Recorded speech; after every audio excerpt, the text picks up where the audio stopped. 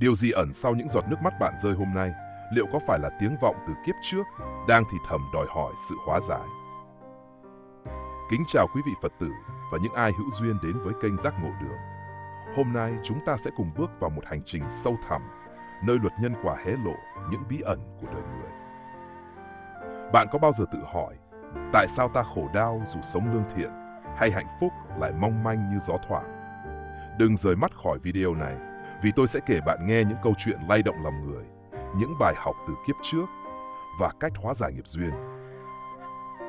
Hãy để lại bình luận, nhấn đăng ký kênh để cùng nhau lan tỏa ánh sáng giác ngộ nhé.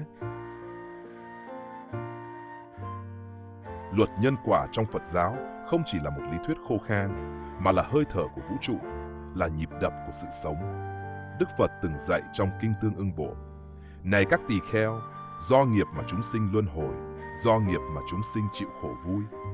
Mỗi hành động, mỗi ý nghĩ của ta đều là một hạt giống, và cuộc đời chính là cánh đồng nơi những hạt giống ấy đơm hoa kết trái. Tôi thường tự hỏi, tại sao có người sinh ra trong nhung lụa, kẻ khác lại lớn lên giữa đói nghèo? Phải chăng tất cả đều là ngẫu nhiên? Không, đó là quy luật công bằng của nhân quả, nơi oan có đầu, nợ có chủ. Tôi nhớ một buổi chiều ngồi thiền bên dòng sông quê nhà, nhìn những con sóng lặng lẽ trôi. Chúng không tự nhiên mà có, mà đến từ những cơn gió xa xôi. Cuộc đời ta cũng vậy, những gì ta trải qua hôm nay là kết quả của những cơn gió nghiệp từ kiếp trước thổi tới. Điều này khiến tôi cảm thấy vừa kính nể, vừa an nhiên. Kính nể vì sự chính xác của nhân quả, an nhiên vì ta có thể thay đổi tương lai bằng cách gieo hạt giống thiện lành ngay bây giờ. Bạn có bao giờ nghĩ rằng nỗi đau bạn mang hôm nay là tiếng vọng từ quá khứ? Hãy cùng tôi khám phá sâu hơn qua những câu chuyện thật sự chạm đến trái tim. Hãy tưởng tượng một ngôi làng nhỏ bên dòng sông, nơi Dũng, một người đàn ông thô bạo, sống cùng người vợ hiền lành tên Lan. Mỗi lần say rượu, Dũng trút giận lên Lan bằng những trận đòn không thương tiếc. Láng giềng xót xa, nhưng Lan chỉ lặng lẽ rơi nước mắt, tự nhủ: có lẽ kiếp trước tôi nợ anh ấy. Một đêm, Dũng mơ thấy mình là một quan lớn thời xưa, hành hạ một hầu gái đến chết. Khi tỉnh dậy, hắn bàng hoàng nhận ra cô hầu gái ấy chính là Lan. Từ đó, Dũng sống trong sợ hãi, sám hối, nhưng nghiệp đã chín, hắn mắc bệnh lạ và qua đời trong đau đớn. Câu chuyện này khiến tôi rùng mình. Tôi tự hỏi, bao nhiêu người trong chúng ta đang vô tình trả nợ mà không hay biết? Tôi từng gặp một người bạn, chị ấy kể về người chồng hay đánh đập mình. Chị không rời đi được, như bị một sợi dây vô hình trói buộc. Phải chăng đó là nghiệp duyên từ kiếp trước? Điều khiến tôi day dứt là Dũng chỉ nhận ra lỗi lầm khi quá muộn. Nếu ta biết sớm hơn, liệu ta có thể thay đổi? Tôi tin rằng dù không nhớ kiếp xưa, ta vẫn có thể hóa giải bằng lòng từ bi và sự sám hối chân thành ngay hôm nay. Long lớn lên trong nghèo khó, được mẹ, bà Cúc tần tảo nuôi dưỡng. Nhưng khi trưởng thành, Long xem mẹ là gánh nặng, đuổi bà ra khỏi nhà để sống sung túc với vợ giàu. Bà Cúc sống cô đơn trong túp lều, còn Long tưởng mình đã thoát khổ. Nhưng nhân quả không bỏ sót ai. Con trai Long, Minh, lớn lên cũng bất hiếu, đuổi cha ra đường. Long chết trong cô độc, mơ thấy mẹ hiện về với đôi mắt đẫm lệ. Tôi không thể cầm lòng khi nghĩ đến bà Cúc. Bà là hiện thân của bao người mẹ âm thầm hy sinh, chỉ mong con hạnh phúc. Long khiến tôi nhớ đến câu triết lý của triết gia Lão Tử: người không biết yêu thương người khác, cuối cùng sẽ không được ai yêu thương. Tôi từng chứng kiến một người quen đối xử tệ với cha mẹ, rồi con cái họ cũng quay lưng. Đó là vòng tròn nhân quả mà ta không thể phá vỡ, trừ khi ta gieo hạt giống hiếu thảo ngay từ bây giờ. Bạn có đang trân trọng cha mẹ mình không? Dương, một thương lái giàu có, từng lạnh lùng chèo thuyền bỏ qua một người nông dân đang chết đuối kêu cứu. Hắn nghĩ, ta không đẩy người đó xuống, sao phải cứu? Nhưng kiếp sau, đầu thai thành Lâm, hắn cũng bị bỏ mặc giữa biển khơi, chết trong tuyệt vọng. Trước Diêm Vương, Lâm khóc lóc xin cơ hội, nhưng nghiệp đã định. Câu chuyện này làm tôi rưng rưng. Tôi nhớ một lần đi đường, thấy một người ngã xe, nhưng tôi vội vàng đi tiếp vì sợ trễ giờ. Sau đó, tôi tự hỏi, nếu tôi là người cần giúp, tôi mong ai đó dừng lại không?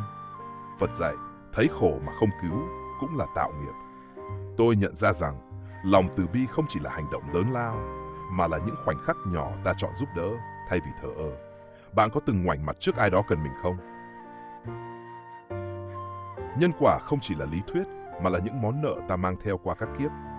Thứ nhất, nợ ân tình như Hải yêu Di say đắm nhưng mất cô vì nghiệp phụ bạc kiếp trước. Thứ hai, nợ oan trái, Minh An chịu khổ vì kiếp trước cướp đất của ông Lâm.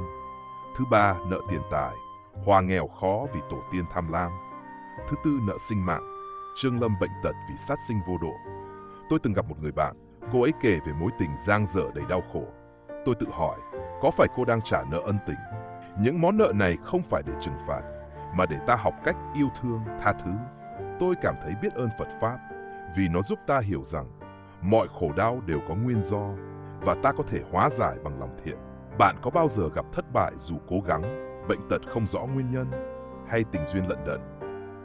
Đó có thể là dấu hiệu nghiệp từ kiếp trước. Gia đình bất hòa, tài sản hao hụt, tai nạn bất ngờ, tất cả đều là tiếng chuông nhắc ta nhìn lại. Tôi từng thấy một người bạn tài giỏi nhưng luôn bị cản trở, và anh ấy dần hiểu rằng đó là bài học từ quá khứ. Những dấu hiệu này không phải để ta oán trách, mà để ta tỉnh thức. Tôi cảm thấy nhẹ lòng khi nhận ra rằng, dù không nhớ kiếp xưa, ta vẫn có thể thay đổi bằng cách sống tốt hôm nay. Nghiệp xấu không phải định mệnh bất biến. Ta có thể hóa giải bằng việc thiện, bố thí, phóng sinh, sám hối, thiền định, buông bỏ oán hận.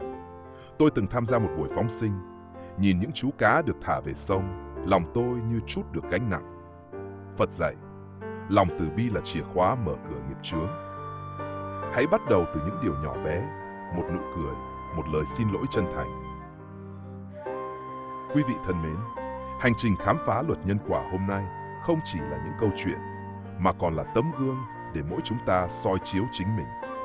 Nhân quả không phải gông cùm trói buộc, mà là ngọn gió nhẹ nhàng nhắc ta rằng mọi điều ta gieo hôm nay sẽ nở hoa trong tương lai. Tôi tin rằng dù kiếp trước ta từng lầm lỡ, kiếp này vẫn là cơ hội để ta viết lại câu chuyện đời mình bằng tình thương và lòng từ bi. Hãy thử mỉm cười với ai đó hôm nay, giang tay giúp đỡ một người lạ, hay đơn giản là ngồi lặng yên, lắng nghe tiếng lòng mình. Đó chính là những hạt giống an lạc. Cảm ơn quý vị đã dành thời gian đồng hành cùng Giác Ngộ Đường. Mỗi phút giây quý vị lắng nghe là một món quà quý giá dành cho tôi và đội ngũ kênh. Đừng ngần ngại để lại bình luận, chia sẻ cảm nhận hay câu chuyện của chính bạn. Tôi rất mong được đọc và cùng quý vị lan tỏa ánh sáng. Hãy nhấn thích, đăng ký kênh và bật chuông thông báo để không bỏ lỡ những video ý nghĩa tiếp theo. Chúc quý vị một ngày tràn đầy bình an, thân tâm thanh tịnh và con đường giác ngộ luôn rực rỡ như ánh trăng rằm. Hẹn gặp lại quý vị trong những hành trình sắp tới, nơi chúng ta cùng nhau gieo mầm thiện lành, hướng tới một cuộc đời trọn vẹn và ý nghĩa.